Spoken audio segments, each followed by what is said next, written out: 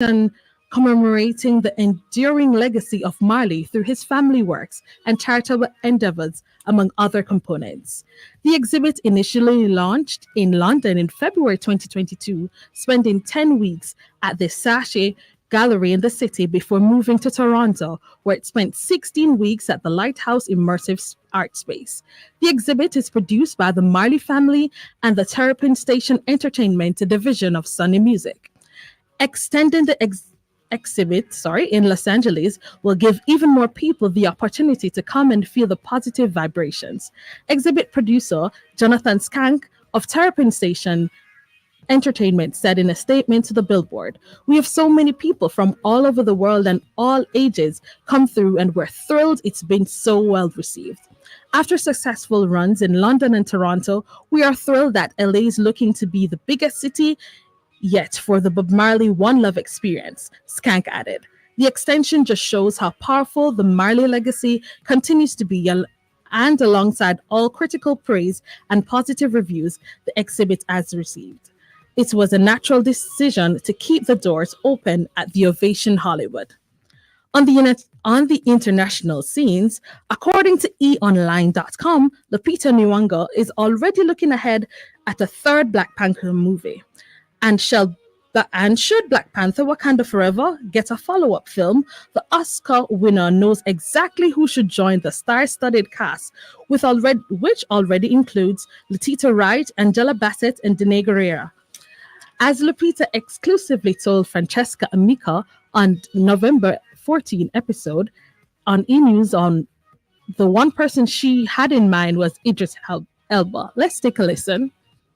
We've had so many cameos in the MCU, the Marvel Cinematic Universe, including Charlize Theron and Harry Styles. I'm curious, say you had the choice, the decision-making power to have an actor or an actress join you in the MCU in Black Panther 3. Ooh. I mean, that one's zesty. I know. Who that is hard. would you choose?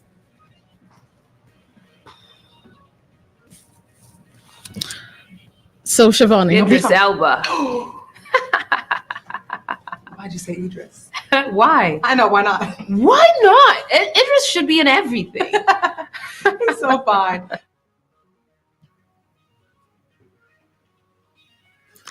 So, Shivani, you watched Black Panther 2? Did you? We not even watch one. No, hold on. Are you serious? I am. I have no interest.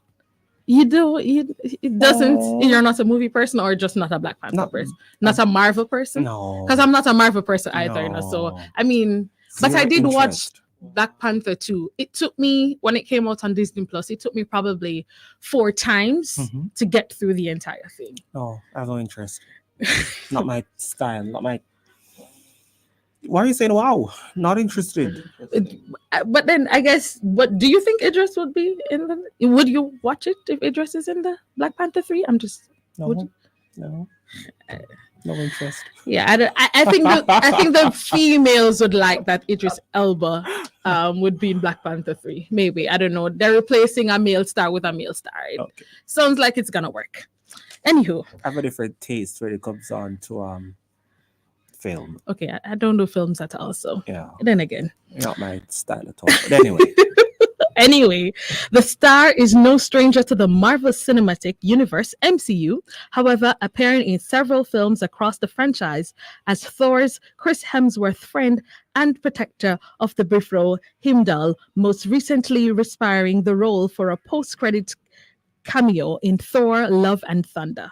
Should Idris make the jump from Valhalla to Wakanda, he wouldn't be the first person to appear as 2 different characters in the MCU. Before she starred as Ceres in The Eternals, Gemma Chan made her MCU debut as Captain Marvel's villain Minerva. Michelle Yeoh also made a brief appearance in the Guardians of the Galaxy Volume 2 before appearing as Yin Yang in Shang-Chi and The Legend of the Ten Rings. But ahead of the potential 3rd Black Panther movie, the Wakanda Forever's cast is reflecting on their journey, making the sequel and sharing how it pays tribute to the franchise's late star, Chadwick Boseman. One of the things that was very, very nourishing to me is we shot this film was keeping in mind his image, his memory so close at all times. Danae, who plays Akio, told E! News at the Los Angeles premiere October 26. And knowing how he functioned in the space, how he was a creator and was all about the generosity towards others and also just relentless pursuit of excellence and just really loving on each other. Angela, who plays Chadwick's on-screen mother, Queen Ramonda, also shared what it was dealing with their grief on set, saying losing your son, losing your king, and it was such great reverence, or just such reverence that we have in general, but of course even more so without him. She continued, we saw the measure of himself that he gave on a daily basis, on a moment to basis with each and every person, and we were just trying to emulate that. That one closes out our updates for today. We'll be right back.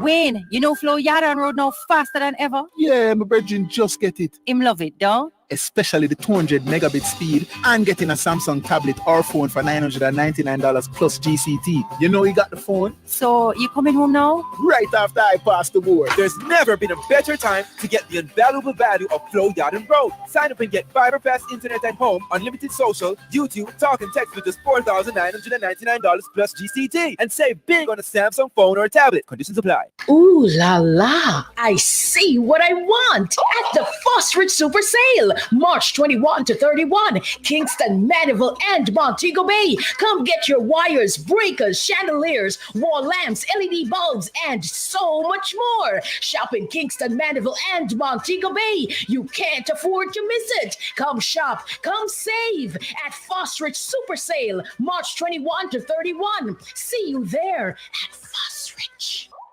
NIS pensioners and contributors, the Ministry of Labor and Social Security's newly refurbished Customer Service Center at 14 National Hero Circle is now open to serve you better. They offer a range of services, including collection of applications, life certificates and change of address forms, preparation of contribution statements, and much more. Visit from 8:30 a.m. to 4:30 p.m. Monday to Thursday or 8:30 a.m. to 3:30 p.m. on Fridays. The NIS always working for you. A message from the Ministry of Labor and Social Security. Show me a the bun to me cheese, but not just something when me like Jamaica, and then the cheese make it nice. Would I never pick another choice? Can't show me a the bun to me cheese. No mind get fun when I Easter. You whole man, no pizza. Slice the cheese, 1, 2, 3, seater. Jamaica to foreigner say, show me a the bun to me cheese, but not just something when me like, and then the cheese make it nice. Would I never pick another choice?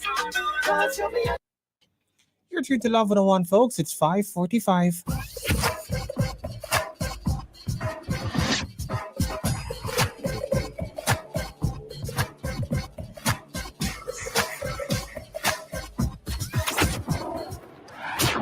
Earlier in the show, we announced that today is World Tuberculosis Day, and we have consultant physician and at the University of the West Indies, Dr. Accord Stewart, here with us to share some more information on the cause and effect and ways to prevent this disease.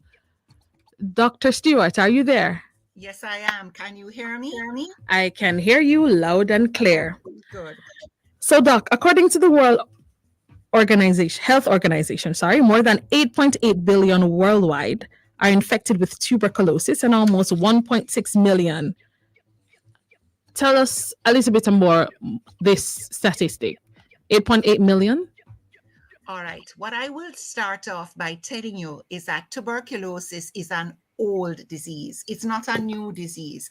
Tuberculosis has been around for ages, but it still remains with us, and it has found new life, new energy in the last couple of decades because of the development of HIV and because of global travel and because of the use of newer agents to treat different conditions, which has led to a resurgence.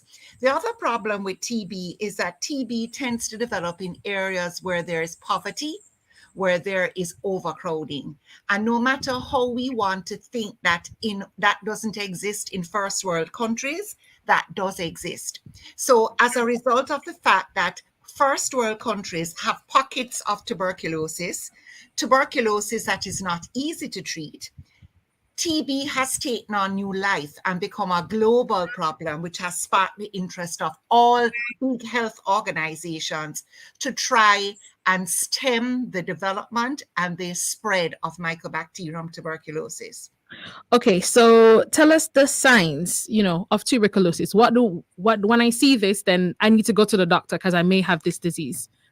All right, so if I'm going to tell you the signs, for today's program, we're going to talk about pulmonary TB because tuberculosis is one of those, it's a particular organism or a germ or a bacteria that can cause problems in the lungs as well as cause problems outside of the lungs. So you'll have problems in other sites. But for today's program, we're going to talk about pulmonary tuberculosis. Okay. So how is the patient going to present? The patient is going to present with a cough, a lingering cough. That's not getting better. It's been there for a number of weeks, maybe 2 to 3 weeks. As well as they may have fevers with it, significant fevers. And as the disease progresses and it's not recognized, we call it drenching night sweats. They begin to lose weight, they feel weak, and if it's bad enough, they may actually cough up blood. Now, to the person who is seeing it for the first time, you will think this is a regular pneumonia. So the clue may come when the patient tells you, but doc, I got treated for this already, I got antibiotics. Or they tell you they have had more than one dose, but the symptoms persist. They're not getting better. That is alarm bells. This could be TB. So it presents like a pneumonia, fever, cough with sputum, just feel really ill. Okay, and how contagious is TB? Very contagious. Very contagious. And this is why it is a global health problem that has attracted so much public health concern and so much public health activity. Let me give you an example. Okay. I have Mycobacterium tuberculosis in my lungs. I'm infected and I come into your studio to talk with you and I'm talking at close range and I spray you with my Mycobacterium tuberculosis. You are going to inhale it. It's going to get into your lungs and set up house in your lungs and cause an infection.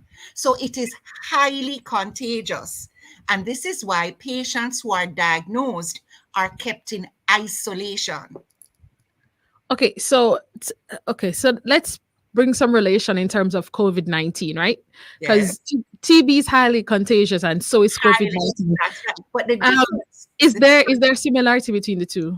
There is similarity in terms of them being both contagious. But whereas there is a lot of similarity, but TB is spread directly by you inhaling my droplets. With COVID, you notice everybody was going around with the bleach and everybody's wiping down the surface because there is fomite contact.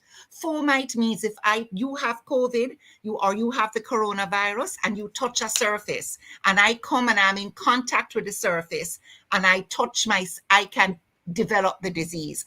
Mycobacterium tuberculosis is not from fomite, not from touching things, but by you spraying it, singing to me, talking to me, laughing at me in my close presence. That's how I will get it.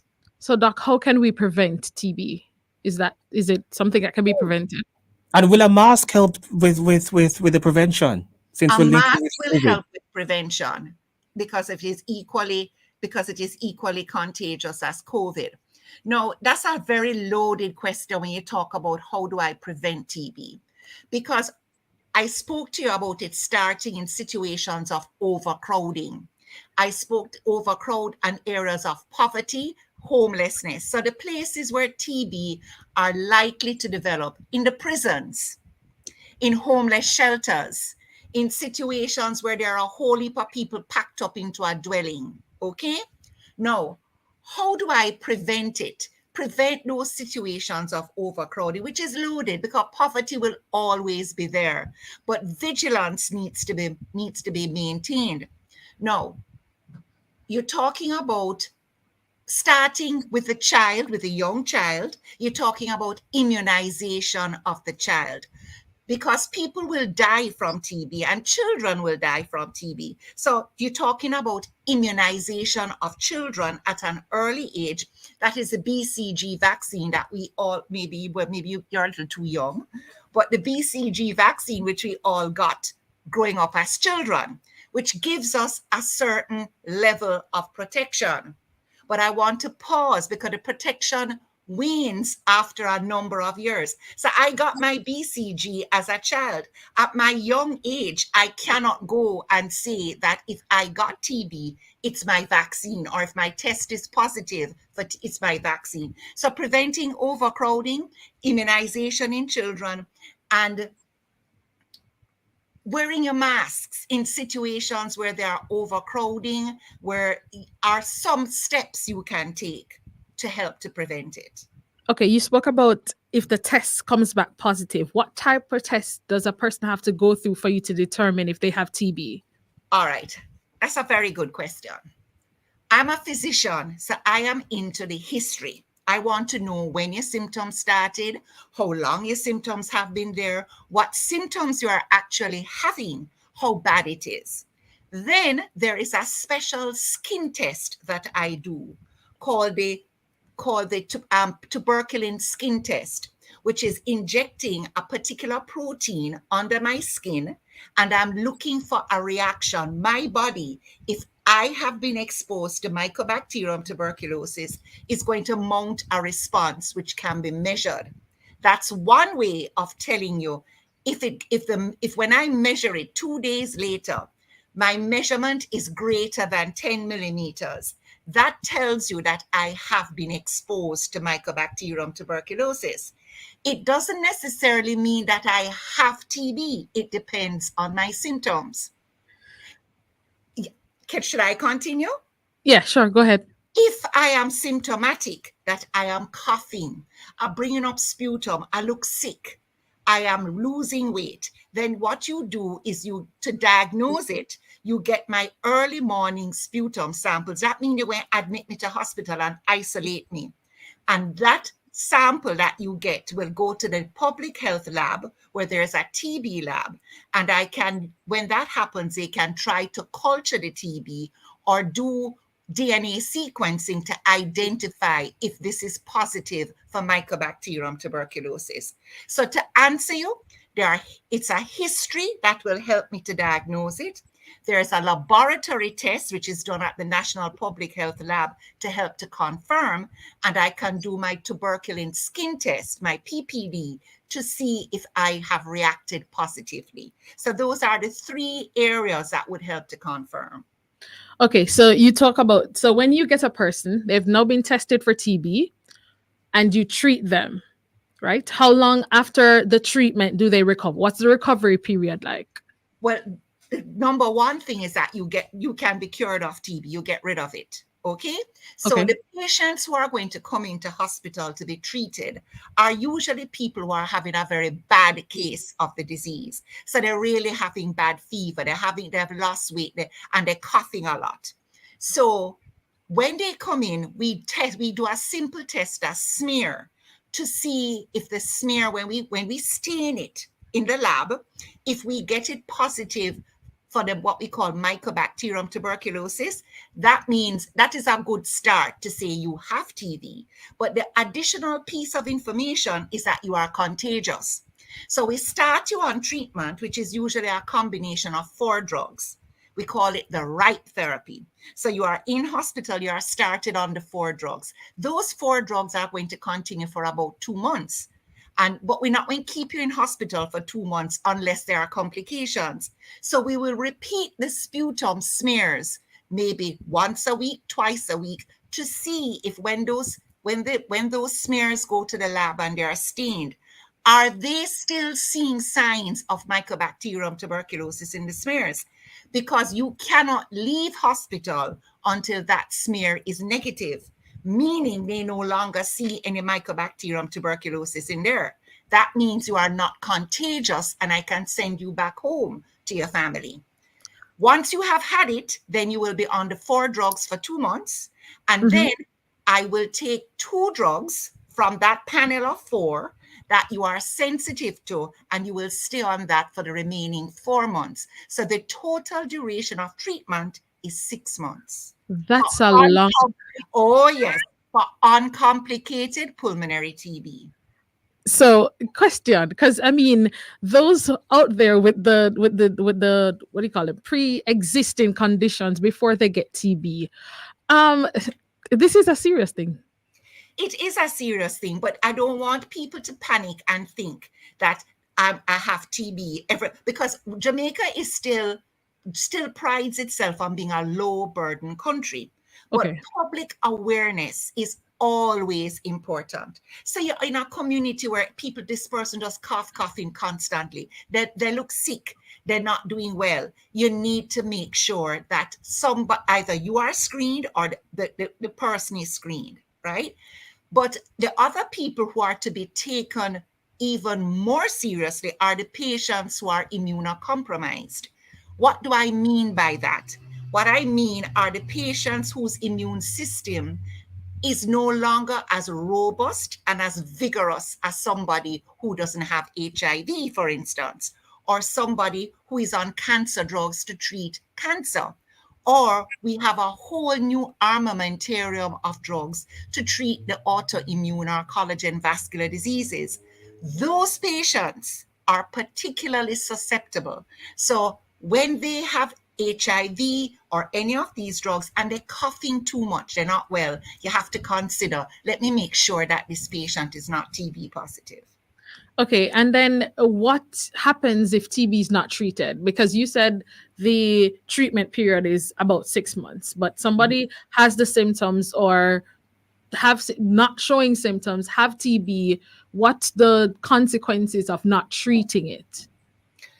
All right, no, you're asking you ready? You have time for a tutorial? Okay. All right. If I have a serious infection of TB, and it is not recognized and not treated, I will die. The good thing about it is that at some stage, the alarm bells must go off that something is wrong, and somebody will do a chest x-ray. Because once you do a chest x-ray, then you can recognize, hello, this is not a regular pneumonia. This is mycobacteria, this is TB. That's the first one. So I don't think, and the effect untreated on the poor patient or host is so devastating that at some point they must seek attention. But hold on now. There is another category of patients who you look like a healthy young lady and I have TB and I come and I expose you to TB. I cough, I come into the studio, I cough or I spray you with my Mycobacterium tuberculosis. You inhale it, but your immune system is so sharp, so on top of things. It takes the Mycobacterium tuberculosis that I have sprayed on you. Your immune system takes it, shut it down, lock it down. You have absolutely no symptoms of TB. But the organism is sitting in the apex of your lung, quiet, not doing a thing. Okay? Now, you haven't been treated for TB, but you are well. The only time it becomes a problem is that you decide to leave the radio station because you found a husband in the States and he wants you to move over and you're going to go to university over there. And university gives me a set of requirements that says they want to make sure you have been vaccinated and they want to look at your BCG and your skin test, your MAN2, it's called MAN2. Then I have to bring you back now and do the tuberculin skin test, inject the PPD, and wait 2 days to see the reaction. You come and your reaction is 10 or 12.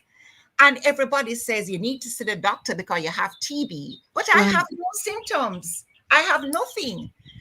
You have what we call latent TB. It means at some point in your life, you have been exposed to TB, but you have had absolutely no signs of active disease. Okay? But you have been exposed. So you have been fine because your immune system has dealt with it. Now, I don't want to leave anybody with the impression that once your immune system has dealt with it, I'm good to go, man, I'm okay.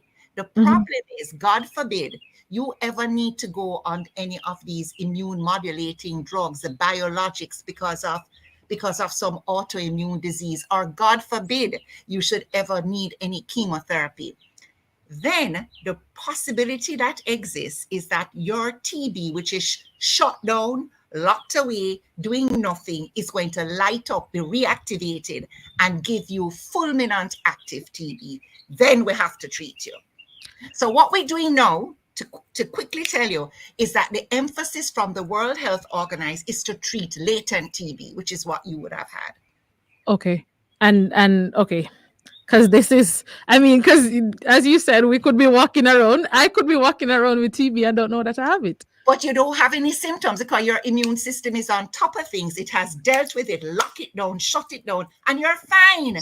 I don't have to treat you. But depending on what you are going to do, or God forbid, some drug you're going to be on runs a risk of weakening your immune system, and then it reactivates. So a lot of the TB that we see now is reactivation tuberculosis.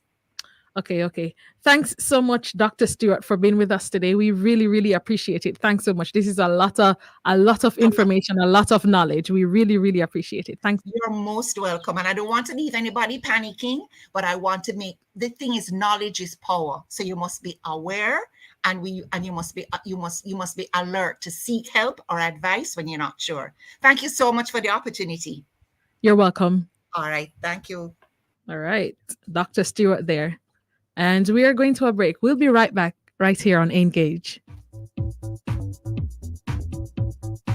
Manchester Kite Festival and Family Fun Day comes alive Easter Monday, April 10th at Kurt Vine Sports Club, Manchester. Attractions, go-kart, bounce house, rock climbing, lots of games and surprises. Plus, we got free health checks. Admission, adults $1,000, children $700, toddlers free. Ticket outlets at Heavens, Fesco Mandeville, Fontana Pharmacy, first in line ja.com. Featuring Kevin Downswell, Little Kish, Flexible Suede, Tourist, hosted by Chrissy Entertainer Lawman. Come see a kite, no man. The best kite will win $50,000. Yes, $50,000. Food and refreshment will be on sale. Make money now with the local City and Guilds and ABE endorsed certificates and Distinction College. Start new online and face-to-face classes very soon in our Make Money Now career courses and get qualified jobs worldwide, or start your own business in practical pediatric, geriatric, and psychiatric nursing, phlebotomy and pharmacy technician, early childhood education, child care, cashiering, call center, event planning, receptionist, customer service, housekeeping, waitering, food preparation, bartending, cake baking, plumbing, motor vehicle, electrical installation, air conditioning, makeup, hairdressing, nail technician, and cosmetology. No subjects required, no age limit. Register this week and get City and Guilds Maths and English classes for free. Call us at 3564167.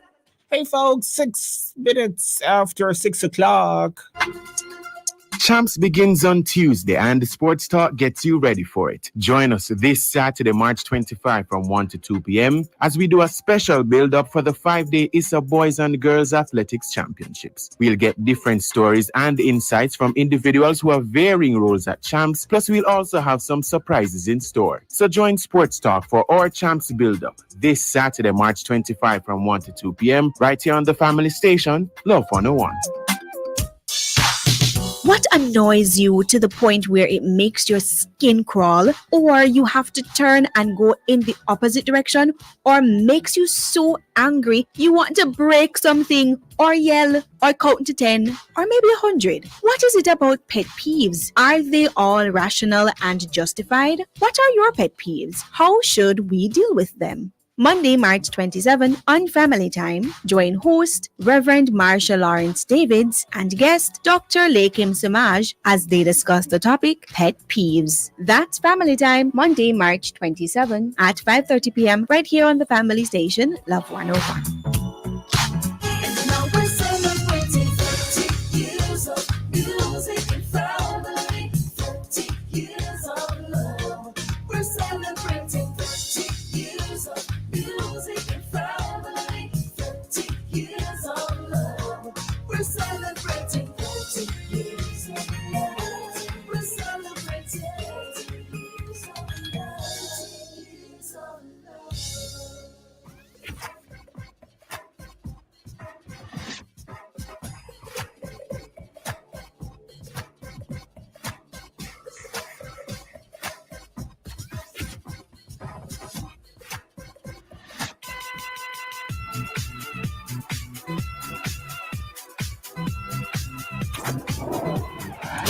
In upcoming events, Jessery Paul Primary Alumni Association presents Anansi and Pinocchio. This is a Jamaican comedy by Jambis International, suitable for the entire family. The play stars Glenn Titus Campbell as Anansi, Courtney Wilson as Japito, Cherie Elise as Aunt Lulu, Quera South as Aziza, and Desmond Dennis as and Kadeem Wilson, who alternate as Pinocchio. This happens tomorrow at the Courtly Auditorium.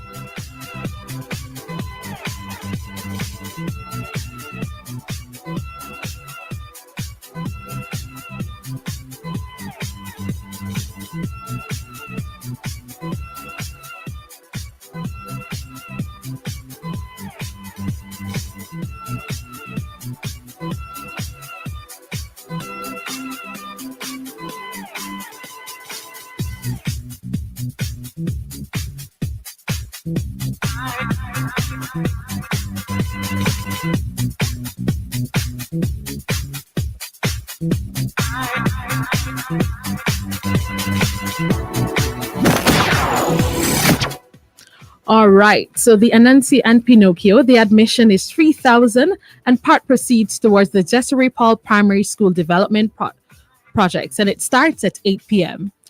Happening on Sunday is a marriage and family conference under the theme "It's Time to Heal and Move On. You Deserve It." It happens at the First Assembly of God Church located in Manchester. Admission singles 2,000, 2,500 at the gate. Couples married or engaged 3,000, 3,500 at the gate. Start time 5 p.m. and it goes until 9:30. Jamaica's first and only monthly storytelling showcase, live music experience, Long Story Short is back. It's an event staged every last Thursday, 8 p.m. to 10 p.m. at The Lot, located at 33 Conton Spring Road. The event features 8 storytellers who will share a true story about themselves under the theme of the night in 5 minutes or less in a conversational fashion. It's also a space where one musical guest per show reminds why Jamaica is the biggest talent pool in the Caribbean. Admissions 1,500 pre-sold at the gate, pre-sold, and at the gate it's 2,000. Our upcoming event segment is sponsored by Spur Open. SpurOpen.com is a Jamaican online platform designed to simplify online events for charities, churches, event organizers, and micro business owners. To register your events, go to SpurOpen.com/events, then click the button that says Get Started Now. Registration is free and your event does not have to be a paid event. Stay with us. Your world of music is coming up next. Show me how the bun to me cheese. But not just a thing when me like Jamaica. And then the cheese make it nice. Would I never be Kalando choice? Can't show me how the bun to me cheese. No mind get fun when I Easter. You whole bun, no pizza. Slice the cheese, 1, 2, 3, seat ya. Jamaica to Florida say, show me how the bun to me cheese. But not just a thing when me like Jamaica. And then the cheese make it nice. Would I never be Kalando choice? Can't show me how the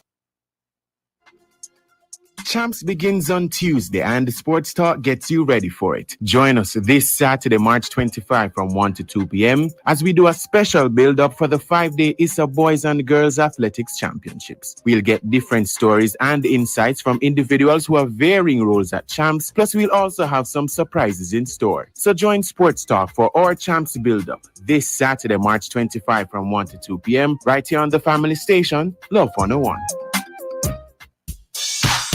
What annoys you to the point where it makes your skin crawl, or you have to turn and go in the opposite direction, or makes you so angry you want to break something, or yell, or count to 10, or maybe 100? What is it about pet peeves? Are they all rational and justified? What are your pet peeves? How should we deal with them?